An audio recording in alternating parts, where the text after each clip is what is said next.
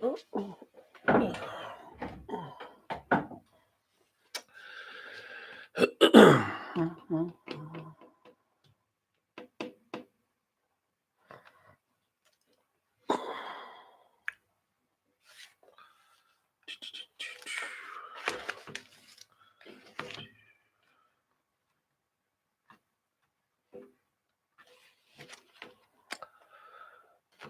to everybody who's watching. They haven't responded, but I see two people are here. Doesn't show exactly who's here, but it says that two people are here. So.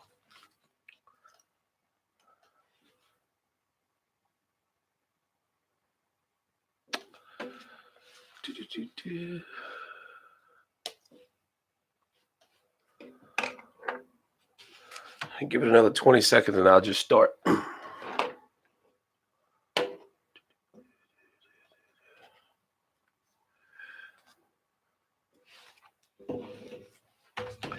Make sure my phone is turned off real quick.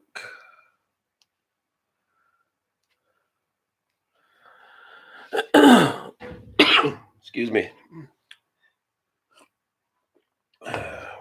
You haven't lived until you got a cup from the Cleveland Clinic. Just throwing it out there.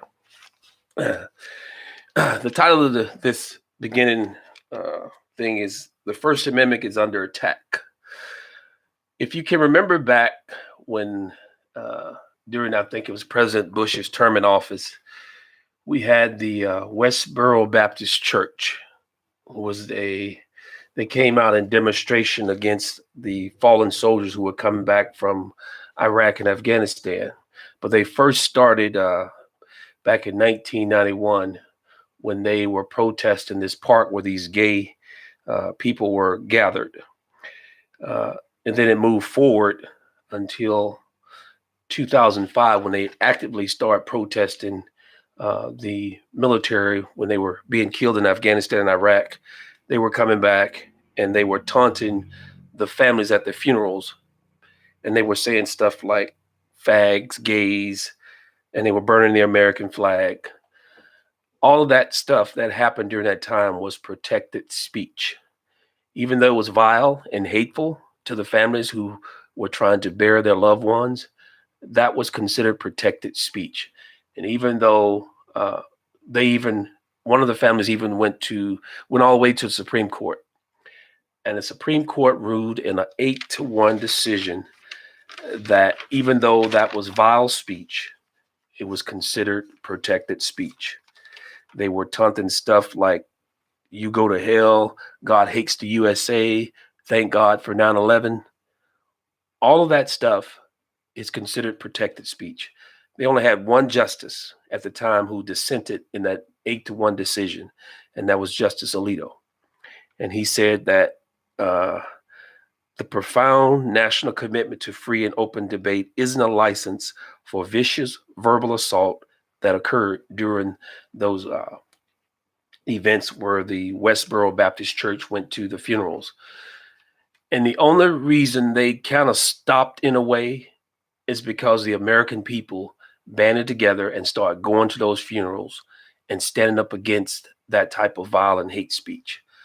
But even though all of this is violent hate speech, it is protected.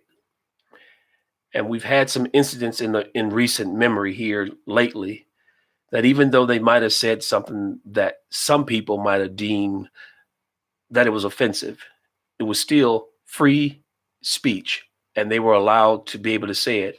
But they capitulated in their free speech, even though they weren't specifically calling out the gay and lesbian community. They were speaking to one of their friends. In the case of the Heisman winner, what was his name? Kyler Murray. He was 14 years old, and he called one of his friends a queer. And because he used that word queer, and because LGBTQ and the Q in LGBTQ is queer, the gay community was offended that he used his term when he was 14 years old. And he was made to apologize for making that statement to a friend. He wasn't talking to the gay community as a whole. He was talking to his friend, and they made him apologize because he received the Heisman Trophy. That's not right, because he wasn't talking to the gay community. He was talking to his friend, and They might have just been laughing and joking, having a good time. And I've lived long enough to know that when I was coming up, we used all these terms in our speech. They weren't meant in a derogatory way. We weren't talking about gay people. We just used them in jest. They were not done in a mean spirited way. But because the LGBTQ community has is being pushed out into the forefront now, they feel that they must control any and everything that has any similarity to one of their letters in the LGBTQ community. And if you say anything, even in your past, you must come out and you must say you're sorry. Otherwise, you don't get any. You have to give up any accolades that you might have because you said something in your past, or you might have said something in recent days. Just like Kevin Hart. Kevin Hart had a birthday party for his son who was 1 year old. He had a Cowboys and Indians birthday party, and they said that was offensive. Had nothing to do with the rest of the world. This had to do with his family. He had to apologize for that. He made a joke in one of his comedy skits about if he went home and his son was playing with a female dollhouse, that he would hit his son across the head with the dollhouse and tell him stop being gay. That was offensive to the gay community, and he had to apologize because he had agreed to be the lead on the Oscars.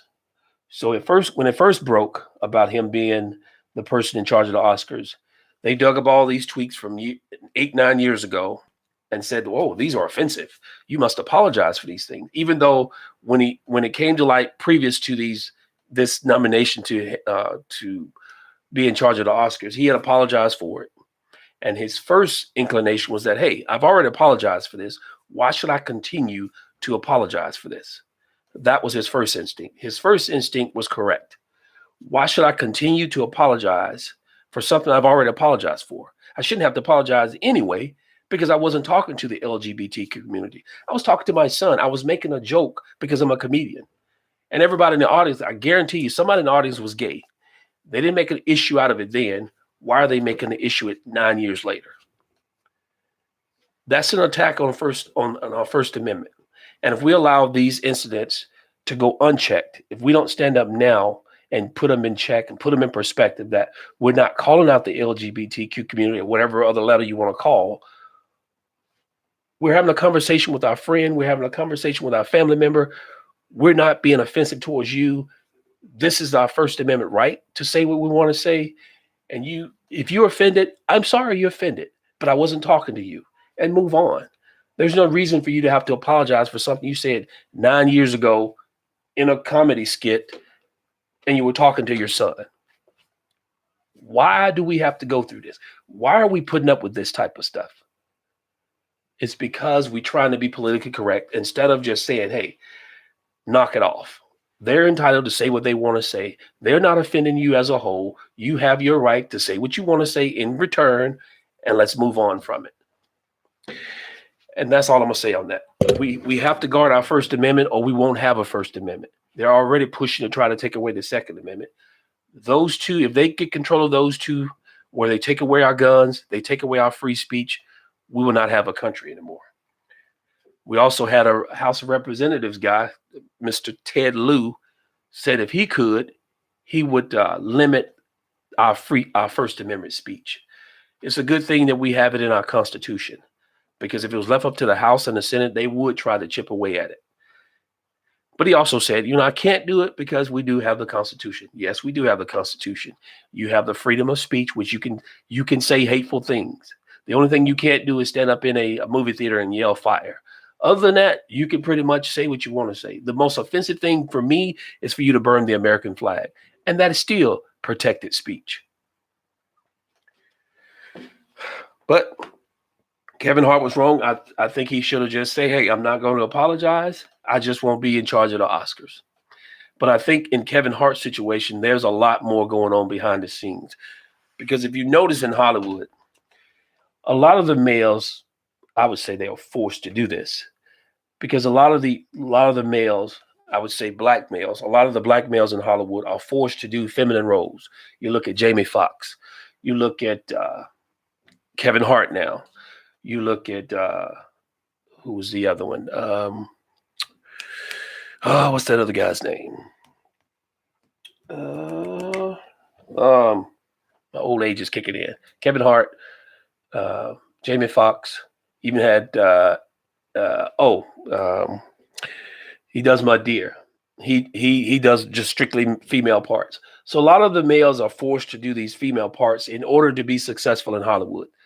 And you have a lot of males that don't have to do these roles, but a lot of the upcoming black males are forced to do these feminine roles in order to be successful in. Hello, how you doing? Missed the beginning. I was just talking about the First Amendment. I'll double back since you came into the room. Basically, what I was saying is that during back the most egregious First Amendment abuse, which is protected speech, is when Westboro Baptist Church used to protest the funerals of fallen American soldiers, and that is considered protected speech, even though they were saying mean and hateful things to the American soldier and to gays and to lesbians and to Jews. That is protected speech, regardless of what they say. It is protected speech. So, and I also said that Kevin Hart and the Heisman Trophy winner were made to apologize for things they said years ago, even though those things are considered protected speech, and they weren't talking to the LGBT community. They were talking to either their friends or they were talking to their family members. And all of that is wrapped in our First Amendment. We can say whatever we want to say in the confines of our own home. We can also say pretty much what we want to say on the street, so long as we're not talking to a specific individual and just demeaning that person. Neither one of these was demeaning the whole community as a whole. Kevin Hart was just saying he didn't want his son to be gay, which is a good thing. He has that right, if he doesn't want his son to be gay, to stand up and say, I don't want you to be gay. I want you to be straight. You're heterosexual. They have that. You have that right as a parent to try to guide your children in the way you should go. What's up, Lindell? How you doing? So that was the gist of that. Yeah. But, that's all protected speech. I mean, there's really nothing you can do about it because, we fought for our freedoms to do what we wanted to do. So even though it's hateful, it is still protected. The only thing you can't do is stand up in a movie theater and yell fire, because of course that would cause people to be hurt. So another thing I want, the thing about the First Amendment, no one is saying anything about rap music, where you have them talking about selling drugs. They're using the N word. They're using the B word. They're using the H word. They're using all type of derogatory language toward females, but no one ever calls them out for it. But yet, if you say anything about a homosexual or you say anything about a Muslim, oh, the whole world comes down upon you. You can't say anything about Muslim. All Muslim not the same. That's true.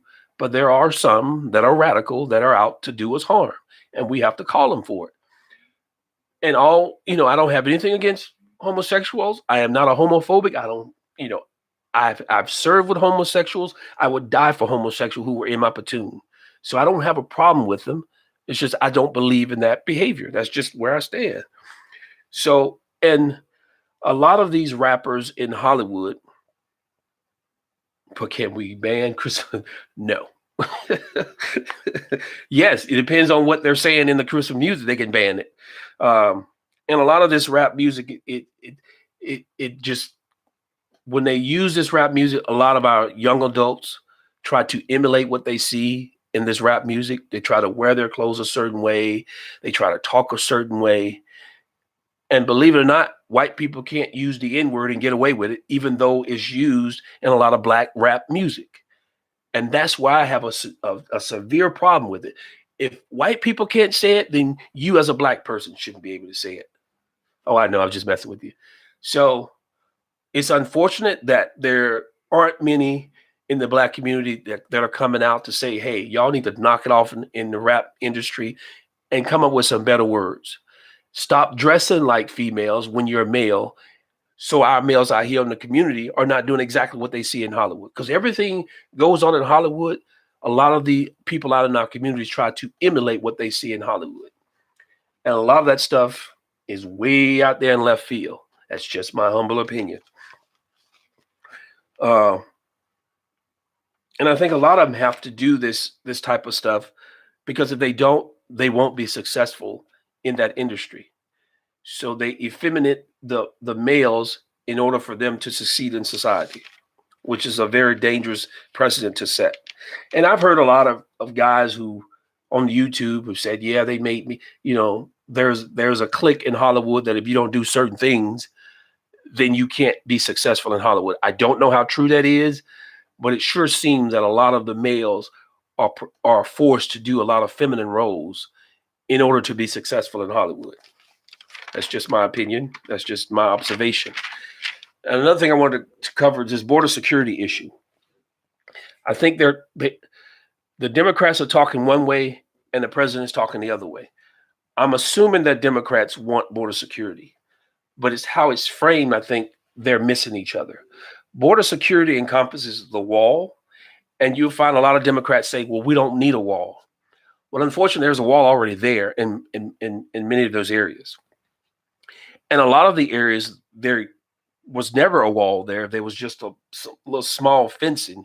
So anything that's real small fencing, as years pass by, that fencing deteriorates and is of no use, of no value.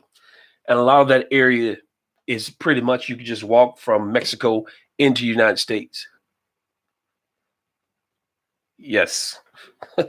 Well, Lynette, a lot of that comes from, at least I can say, as far as the Black community, there's no man in the home. So the person that's raising the son who's listening to the rap music is the mother. And the mother does whatever she can to appease her son. So he tries to behave in school to get out of that neighborhood. Many of them don't make it. Many of them get turned into gangs, get turned into drugs. A lot of them turn homosexual. And we find a lot of homosexuality in the Black community, unfortunately. There's a lot of abortion in the Black community, unfortunately. It's because there's no father there. They had sex with this one guy. He's gone. He's moved on to the next female. And there you have it. I can say that from at least a Black perspective because that's where I come from. Unfortunately, if you notice, I'm Black, so I can say that from my perspective. But back to the border issue. So the Democrats are saying we want border security, but they don't want to physically put a wall up. They're saying we should have technology. Technology only goes so far. Technology can say, hey, that guy over there is jumping over the fence. Once he jumps the fence, he has constitutional rights in the United States as an illegal. That's what we're trying to prevent, from 6,000 people jumping over the fence and getting into the United States. Democrats really don't want to fix this issue because a lot of the ones that are out saying, hey, we want border security, they don't want to build that fencing in the areas that are basically missing. They don't want to put those barriers up. A barrier prevents you from just walking into the United States. A censor doesn't prevent you from walking into the United States. Yes, you've been detected that you're in the United States, but you're in the United States and you have constitutional rights that our stupid immigration laws afford you once you hit the American soil. So in order to fix that issue, we need to close the loopholes that give you automatic rights once you hit this soil. We need to put the wall in the areas that there are no wall. Now, of course, if there's a mountain, you can't build a wall in a mountain, but Chinese did it. I'm just saying, just throwing it out there. I mean, there are ways to build a wall in just about anywhere that you want to, if you have to. So the Democrats, I saw some about Nancy Pelosi said today, she's never going to vote for a wall. She doesn't care if the government shuts down forever. That was her. I saw that quote come across the screen. I don't know for sure that was the exact quote, but it came across the screen on one of these news sites I was looking at. So I need to verify that before I make that definitive. But that's what I saw come across the screen. I'm like, wow, that's crazy. But that's the Democrats' position. They don't want to secure the border. They want to give more. If they gave us more border patrol agents, if they fix the fencing that's there and allow to have ground penetrating radar so they could detect if someone's trying to dig underneath the fence or the wall, however, whatever name you want to use. And if they build the wall where there is no wall, I think that will help solve the problem. It will slow down the flow of illegals that are coming into our country. We have to fix our immigration system. We've been saying, as long as I've been can remember, at least 30 years, we've been talking about border enforcement, immigration reform. When they say immigration, a comprehensive immigration reform, I want to puke. Because when they mention comprehensive immigration reform, that means they're not going to do anything. In order to fix this issue, you have to piecemeal it.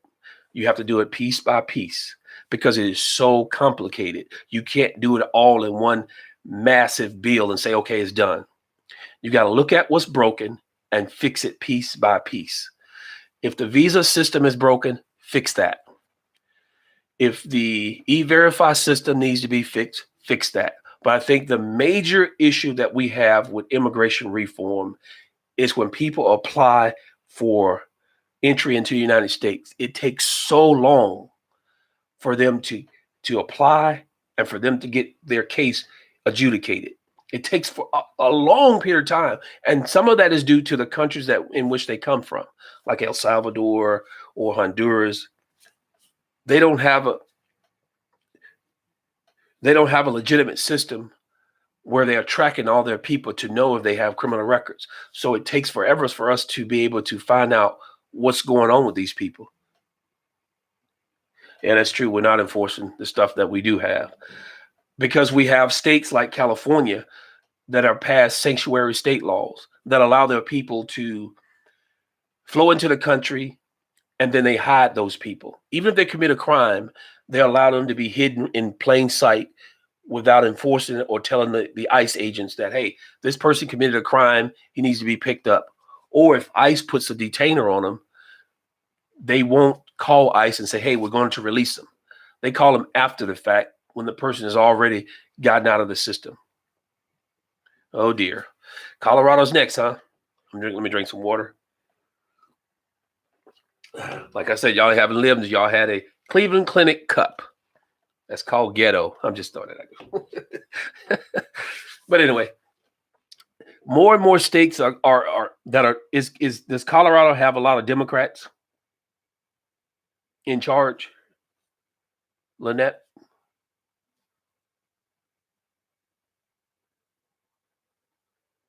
Oh, there's your answer. So, I mean, not all Democrats are that way, but the vast majority of the ones I've seen so far are pushing for sanctuary cities. I don't know why we elect officials that have no regard for their own citizens. They would rather give benefits to people from another country when the people in our own country are suffering. Oh dear, we just voted on a real left progressive government. I feel sorry for you. Oh, and it's unfortunate because y'all probably have a lot of conservatives there too that did not vote at all, or just, did not vote. They didn't vote at all. They just, I'm not going to get involved. And then you really can't complain if you don't vote. That's what you can't get a lot of people to understand. If you do not go to the poll and cast a ballot, you can't complain. If you're not actively participating in your government, then you have no complaint. You can't say, well, oh, they screwed me. Well, you didn't vote. You screwed yourself. And I understand, there's some trickery going on. Some places allow illegals to vote, but you have to vote.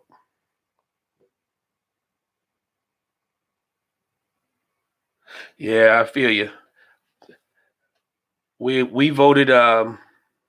Yeah, that's the unfortunate part. You get stuck in a state where you can't get out of it because you can't financially move because the taxes are so high that they're taking all your money.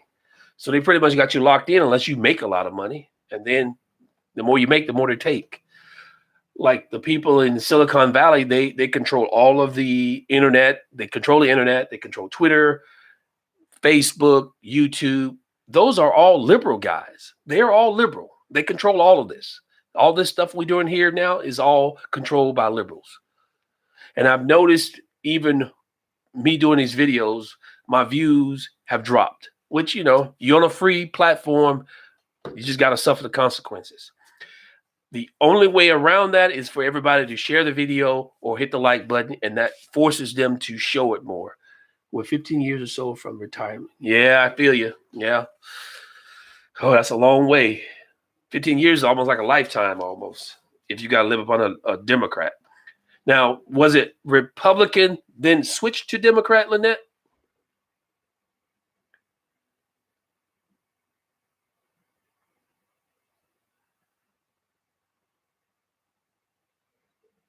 I think it was Republican.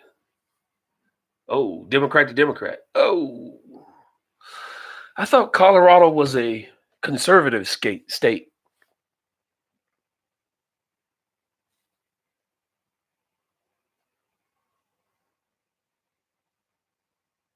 Oh, not Hickenlooper. Oh my goodness. I feel sorry for you. Not Hickenlooper. Oh my goodness. Y'all also passed a marijuana law, right? Oh, we were purple, now blue. Colorado is a marijuana state now, right, too?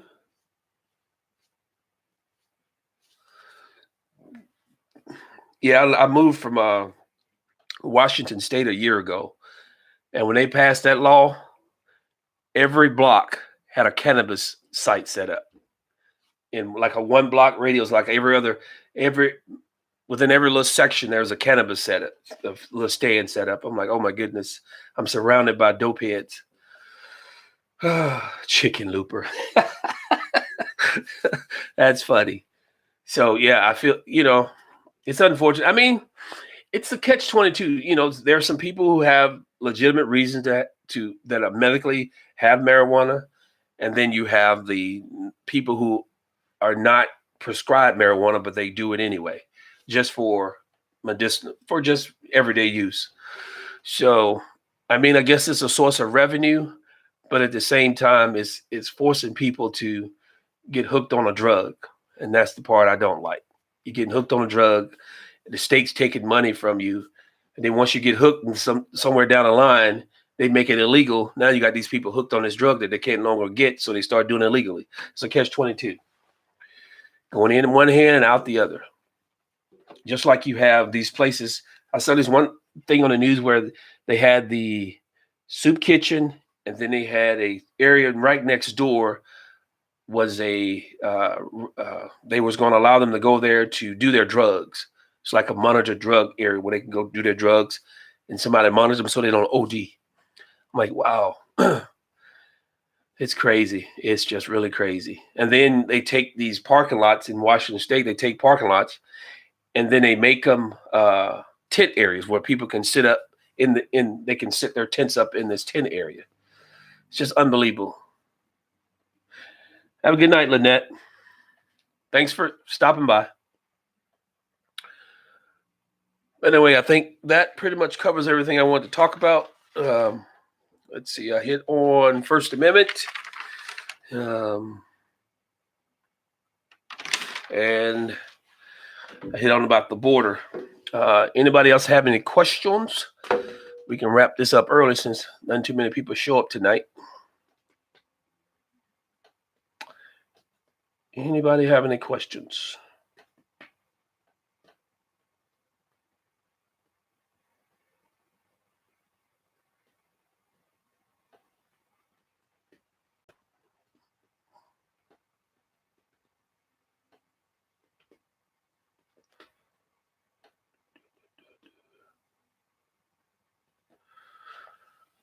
Well, I'll wrap this event up by saying this. The First Amendment is a protected speech. You can say what you want to say so long as you're not, I would say you can pretty much say what you want to say so long as you're not getting into an argument with a person. You're not causing a scene where now you go into blows with somebody.